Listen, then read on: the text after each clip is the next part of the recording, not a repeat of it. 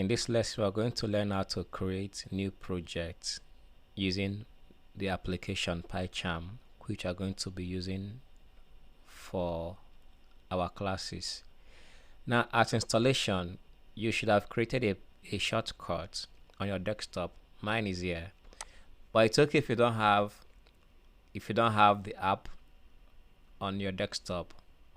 You can search for it here using clicking the Windows button, and here is mine. If you can't see it, then type on the search field beside the Windows button. Just type PyCharm or something similar, but start with py, and then here we go.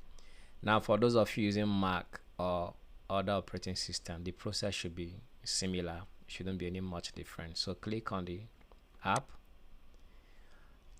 Now, depending on your capacity, it could take more time or less time depending.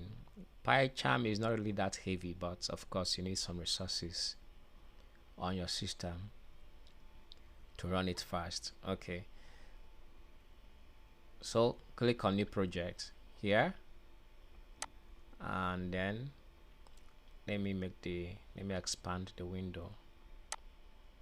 Okay, now look at your extreme left, the location field, where you have location dot colon and then C colon backward slash. At the end, you're going to see Python project. Now replace this Python project with the name of the project. Just give it anything you want.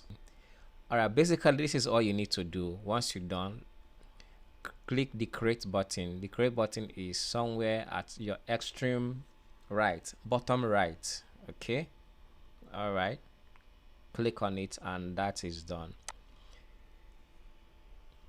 Give it some time to populate, to prepare the virtual environment. A few seconds, 5, 10, depending on your system. Okay, here we go.